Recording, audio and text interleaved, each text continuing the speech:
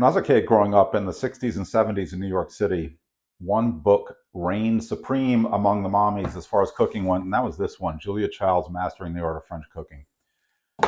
It was amazing, the devotion to this cookbook, and in so many ways it was so revolutionary.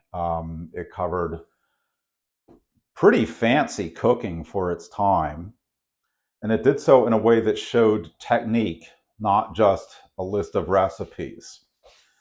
One of the things it showed was how to make a quiche. And if there was ever an entree item that was iconic of the late 60s, early 70s, at least in New York City, it was the quiche. This stuff was everywhere. Soon, it faded from view and was not nearly as prominent as it was back then.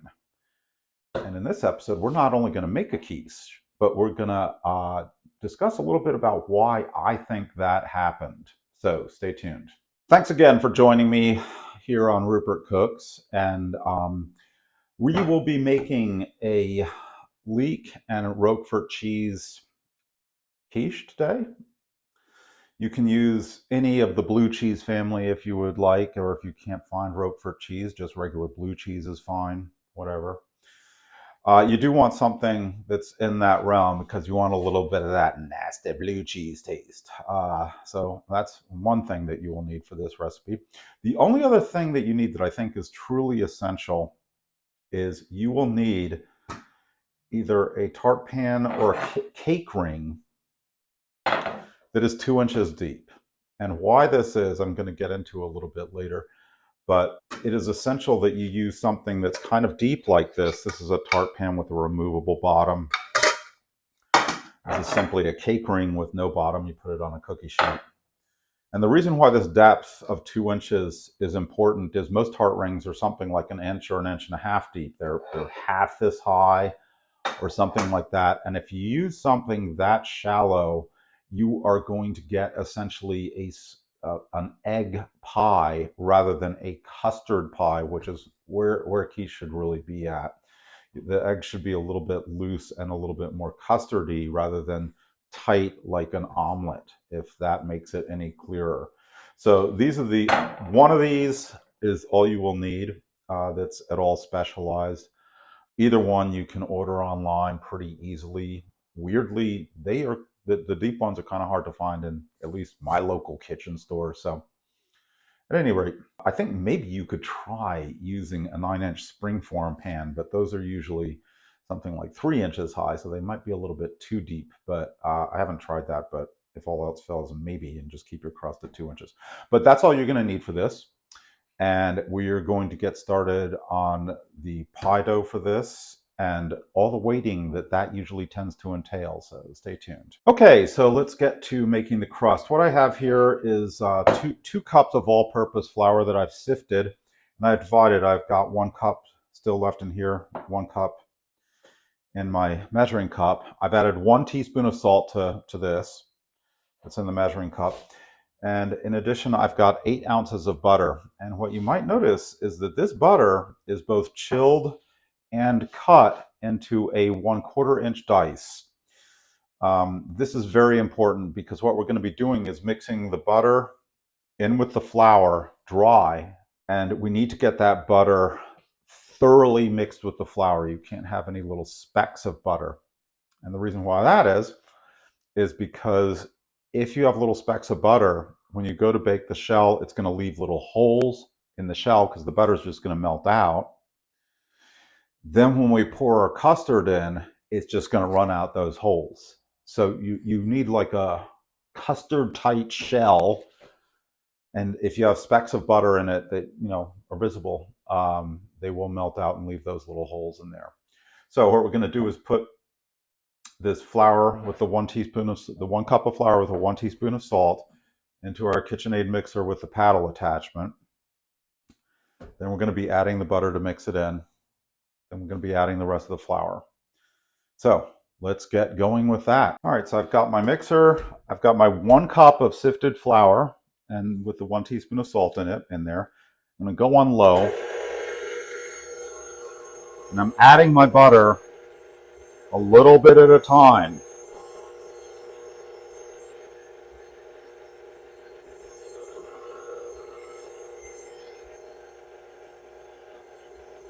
Just going a little bit here and there to make sure it's all mixed in.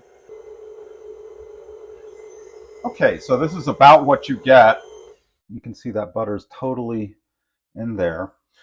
It's interesting because when you first start putting in the 1/4 inch hunks of butter, it looks like there is nothing going on, but then just all of a sudden it all starts going in there, and this is what you get. So now we're going to add our 2nd cup of flour that we reserved. So it's interesting because when you first start adding the butter, it just stays in its little 1/4 inch diced pieces. And it goes that way until basically you've got almost 3/4 of it added. And then the last 1/4 of it that you put in, it will turn into what this looks like, where it's all incorporated.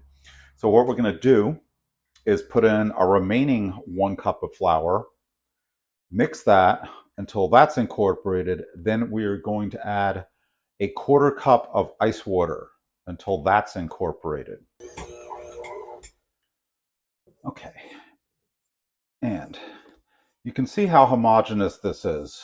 There's no dry spots or anything like that going on.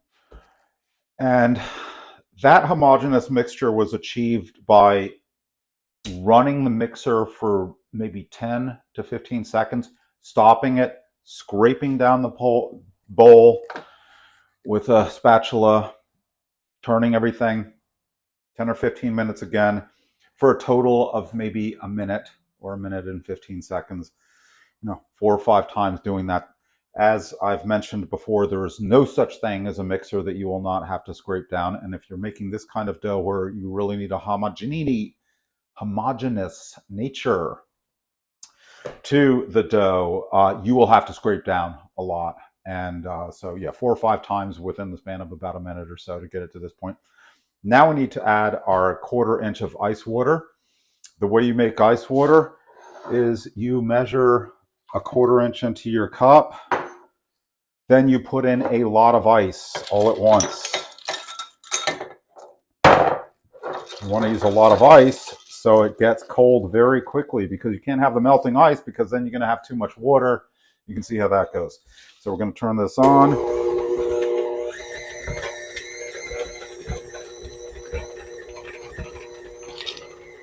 All in quickly. Try and get it mixed up without it flying out of there. And that's going to give us our dough. All right, so now we have our dough out of the mixing bowl. We've formed it into about an 8-inch disc. I don't know, something like that. The important thing here is to check and make sure you don't have any little butter specks in it. If you do, put it back in the mixer and go for a little bit longer. Then taking our little pastry scraper, I hope you have one of these by now. It's one of the best things you can get for about $1. We're going to put it on our plate. We've put a little bit of saran wrap on. Oh, there we go. All right. And this is going to go into the refrigerator for an hour or 2. And the reason why we're doing this is we have to let the gluten and everything relax in the flour and chill it. Because if you don't, if you just go straight into your cake ring or deep dish tart shell, and then I said we're going to be blind baking this. If you do not chill it first, it will shrink on you. And that's not what we want. So we're going to chill this for 1 to 2 hours, and we will be right back. Okay, so our dough has been resting in the refrigerator. I actually let it rest overnight, which is fine. And now our job is going to be to get it in this ring, roll it out evenly and get it in the ring. And then we're going to have to let it sit again. But we have a 9 inches in diameter ring, 2 inches high. So if we go 2 inches plus 9, that's 11. 2, that's 13 inches. So to fit this exactly, we would need a circle of 13 inches. So we're trying to get about a 14-inch circle, so we have a little bit of overhang on this. I previously measured my roller that basically to these green things here gives me right about 14 inches. So I'll have a good idea of the size. And I'm using these spacers that,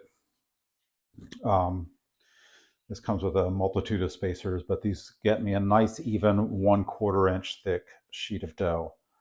So, over dough here, a little flour on the surface. And it's reasonably cool in here. It's, I don't know, about 65 degrees in here or so. So we don't really have to worry too much about this dough getting too hot. If you're doing this in the summer, you would have to worry about that. But we should be okay for now. And let's get to rolling this out. And obviously, since it's been sitting in the refrigerator overnight, it is going to be pretty stiff, but you want that. So basically, when my dough has reached this outer end here, I'm going to be right about at 14 inches. And it's good to be aware of that, because I'm sure most of you, like me, I just got this little divot in there. It's just driving me crazy. Most of you, like me, have rolled out dough and then found it to be too small, and then you're in real trouble because you got to roll the whole thing out again. The other thing is, make sure to have one of these pastry crust scraper. They're like $1, and the amount of aggravation they save you on getting something like this, where you're really pressing into it, off a cutting board, is insane. And there we go. There's another one. So I'll be flipping this a few times. I'm trying to go a little bit easy on the flour because I don't want to change the dough too much. But trying to get this rolled out reasonably quickly. And if this was a hot day, you'd have to be doing it even more quickly. But if you're rolling this out on a hot day, there's nothing wrong with rolling it out some and then taking a break, sticking it in the refrigerator. Another neat trick is, if you already have a little marble rolling surface like this, that's fine. But when I bought this little marble slab here, I made sure to measure my refrigerator.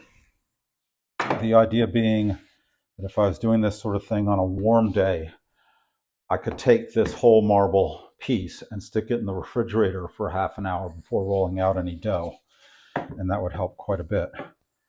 Finished up a little bit with this roller, just because I do know I need to be a little bit bigger. I can tell. But it's nice that this dough is not sticking that much.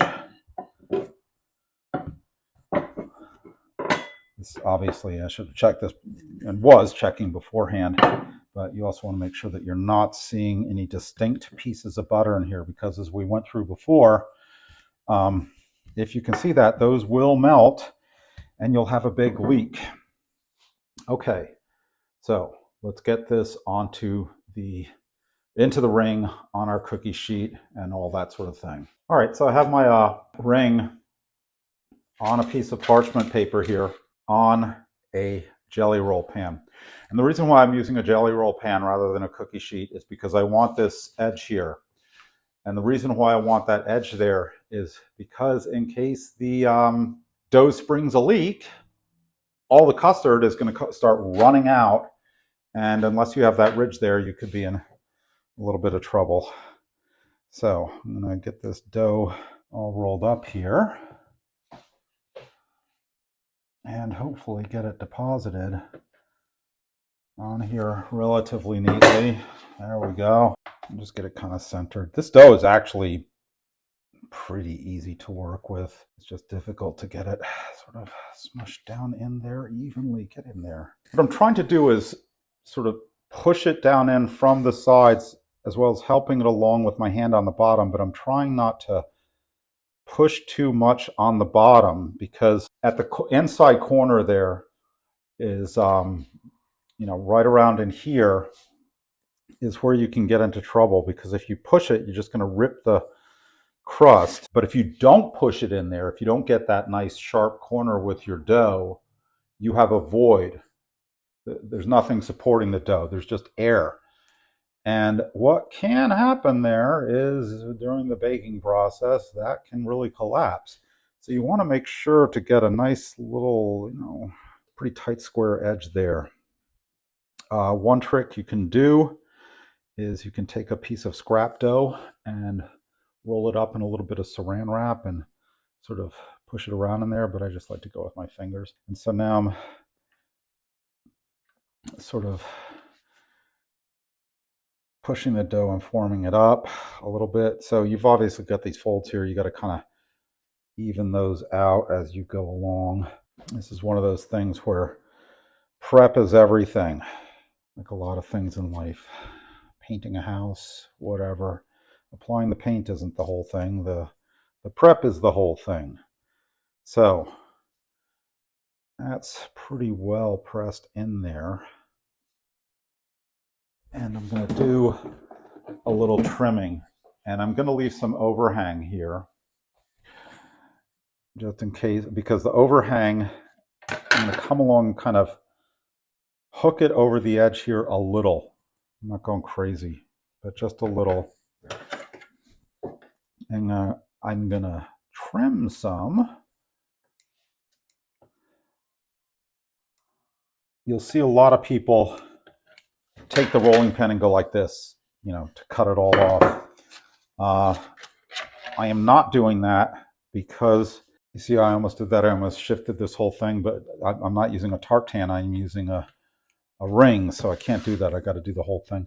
But at any rate, you don't want to cut the dough off with the rolling pin, because that's not going to give you really enough support to keep this dough from perhaps shrinking a little bit and falling back in.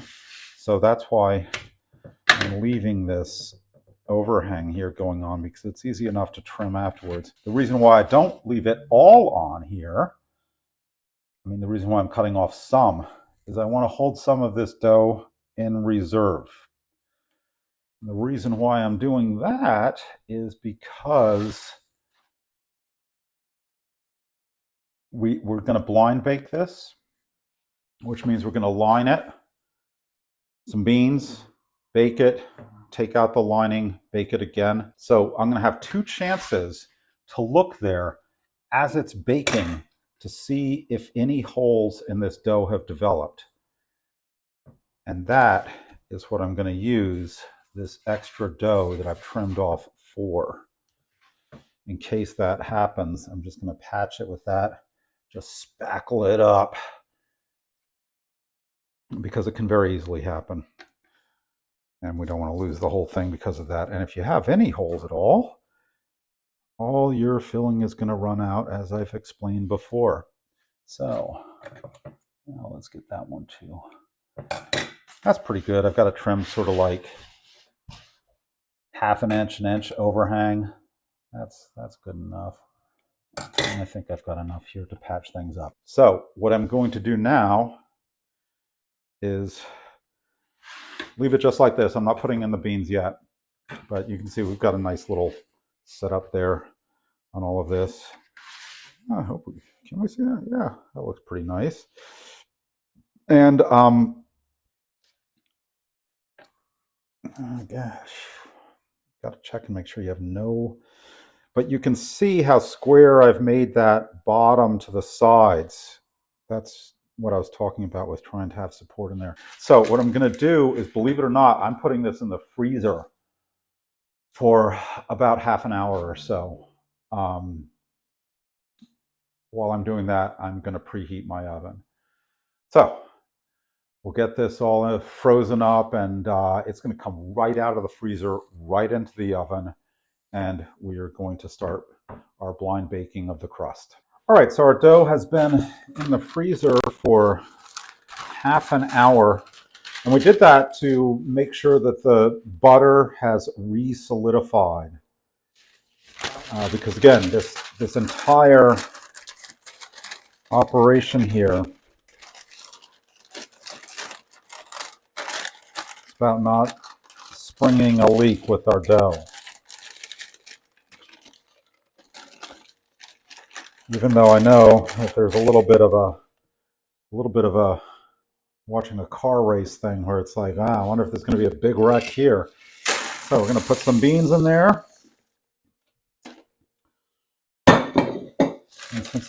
So remember, since we went out to all that trouble to make our dough have that sharp corner at the bottom, we're also making sure to really get those beans into the corner as well, because what the beans are doing is they are supporting the dough so that it doesn't collapse in on itself. And like with the dough itself, if you have some beans not in the corner, it's not as well supported.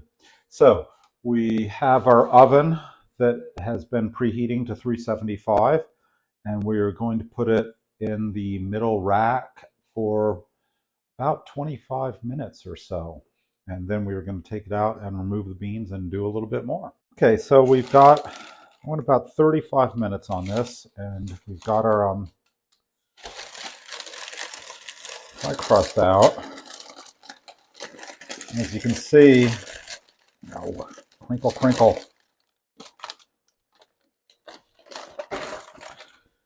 You can see the crust is sort of a nice sort of, it's a little bit more golden than it should be, but that's good. But the bottom is still needs baking. So that's why we take the pie weights out. Okay, so you can see I got a little split right there. Just right there, you can see the dough is splitting a little bit. So I'm going to just take some of the dough that I clipped off the sides and come right along here and patch that in. Quite possible this might fall off when I throw it back in the oven, but that's okay. Got a few opportunities to check this. And it's just really important to keep an eagle eye out for it. Ideally, this will stay in. And I can see I got another spot way in there in the corner. And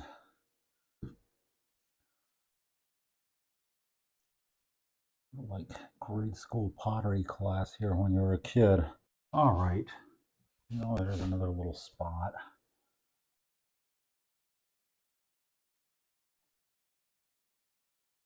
Okay, but you can see how hooking this dough over, now we've got a nice stable thing for when we put this back in without the weights.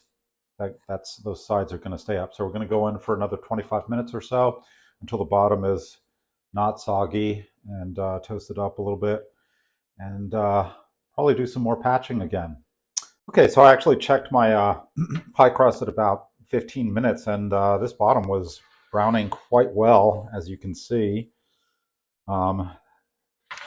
So I just called it good at 15 minutes after removing the beans and parchment pie weights.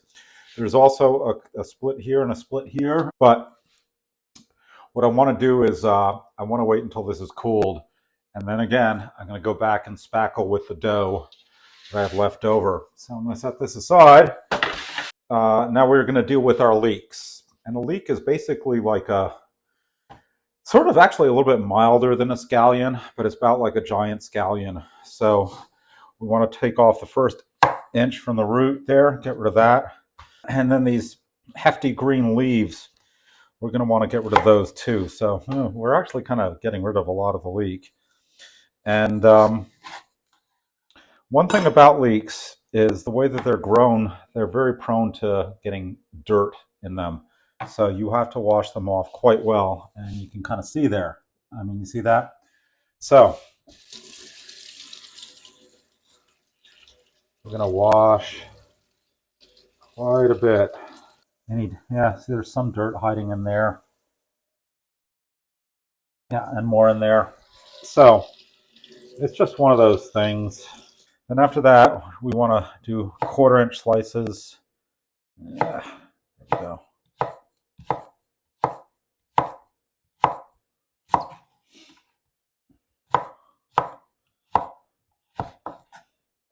And then what we're going to do is, once I get these all chopped up, we are going to blanch them in some salt water for about 5 minutes, just to give them a little bit of a pre-cook before putting them in our quiche. Okay, so I finished blanching my leeks. Basically just threw them into some boiling salt water for 5 minutes, then take them out.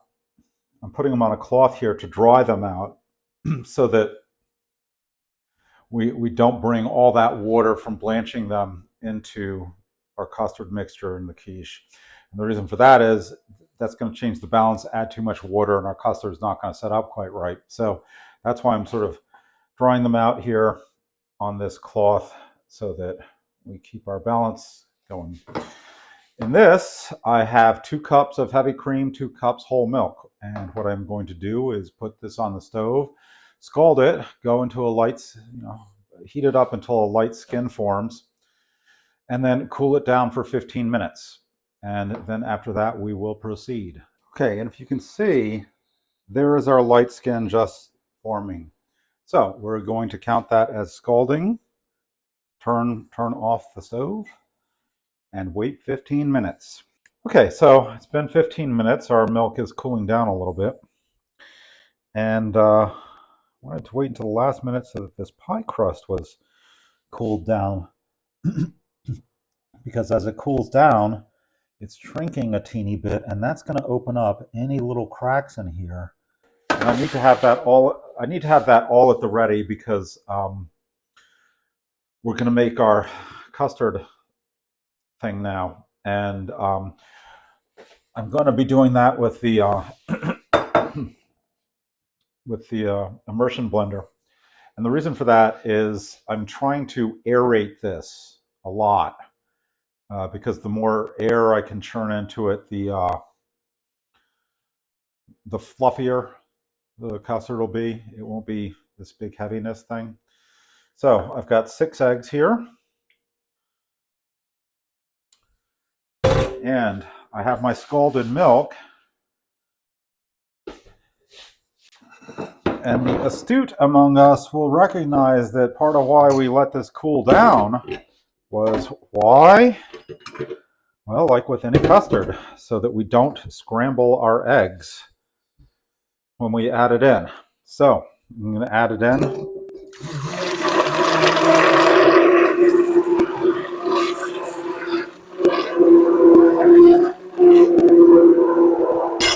All right, so that's all mixed up. Now I have 1 tablespoon salt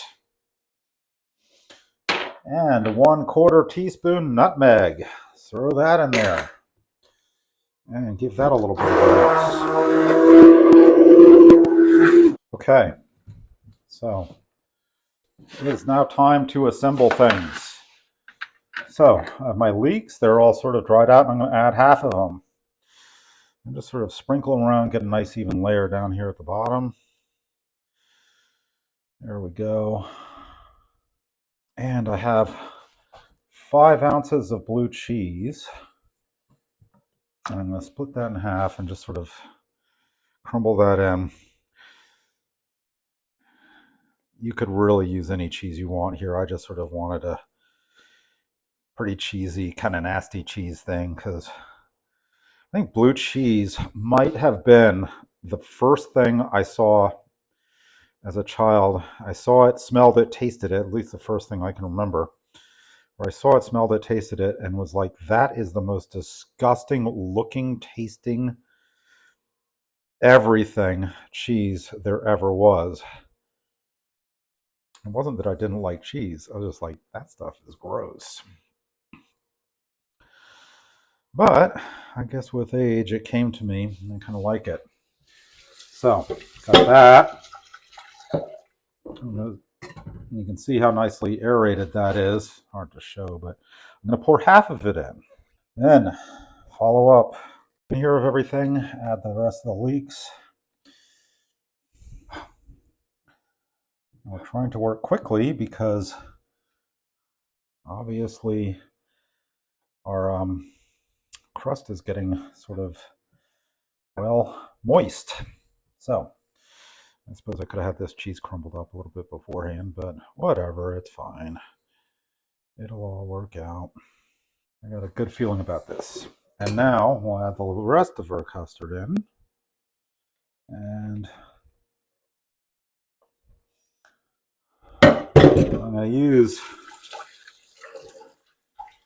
a little bit of strategery here because we want this filled all the way up to the tippy top. But we're dealing with the 325-degree oven and it could get very sloppy. So I've got it about a ½ inch from the top. And we're going to set it down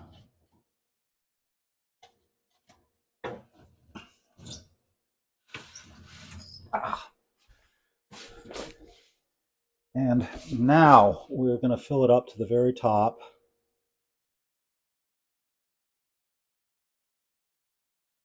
You can see how nicely aerated that is. That's great. Just like that. And now let's try and slide it in very carefully without slopping it everywhere. Ah, damn it. Of course. Well, whatevs. And now that that insanity's out of the way, we're going to bake it at 325 for about 1.5 to 1 3/4 hours, something like that. We are going to check for doneness by jiggling, and it's one of those things where it takes a certain amount of experience, but I'm going to try and show the correct jiggle. It helps if you have one of those, as you could see, one of those rolling oven shelves rather than the one that's just going on the embossed sides of the oven. But at any rate, we've got 1.5 to 1 3/4 hours, and we're going to check back. And you see that?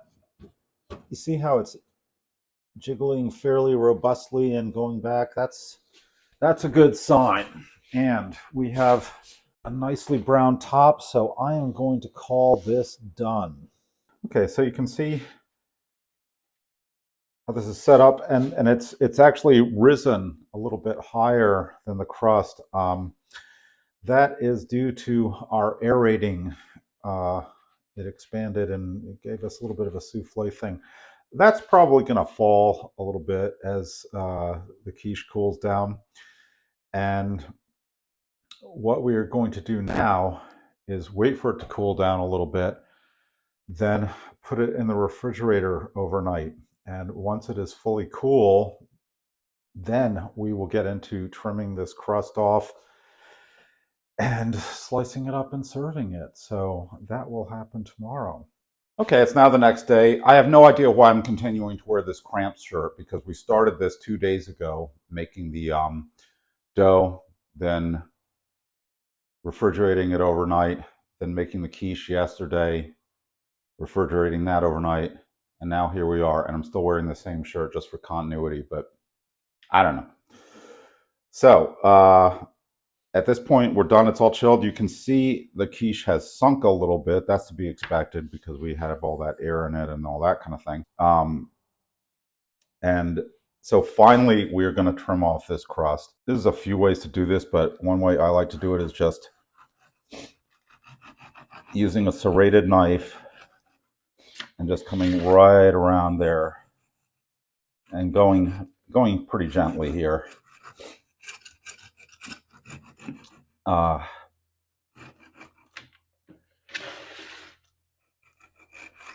You can also just go across the top with a vegetable peeler, and that can work well too. But I just like doing it this way. So it's nice to also have this still in the jelly roll pan to contain the mess a little bit. All right, so I actually like to eat that stuff, so I'll just save that for nasty little midnight snacks. And we got to get this ring off. So I'm just going to go down in here.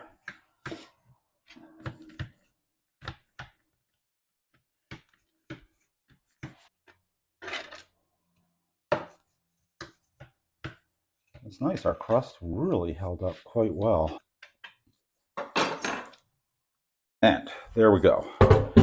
Now, look at that. That's beautiful. But now we're into one of the disadvantages of cooking on the jelly roll pan, because if this had been cooked on a cookie sheet, higher risk, because if your mold springs a leak, you're in real trouble with the oven cleanup.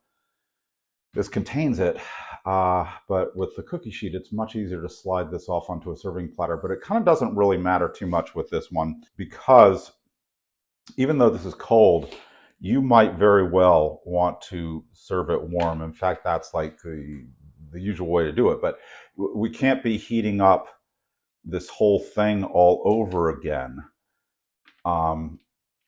So the best way to do it is to cut individual servings, preheat an oven to 375, throw it in, 15 minutes or so until it's warmed up, and take it out and serve it.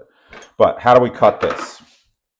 So we really want to keep this nice crust intact. So what I do, serrated knife, and I am just going to go, I'm going to cut, but not all the way through. I'm just trying to get that outer crust managed, cut through. And I'm just trying to cut the outer crust just like that. Now that looks like a good sized piece. And the serrated knife is good for that. But then to cut the actual piece itself, I'm just going to come here with a regular knife and slice straight down.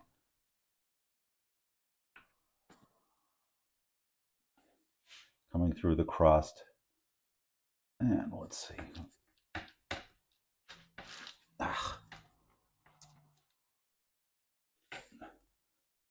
I'm trying to get it's one of those things where it's like the first slice of the pie is sometimes a bit difficult. Let's see if we can extract it and get it served up nicely on our little plate without taking a bunch of parchment paper with us. Yeah, and there we go. Our quiche is done.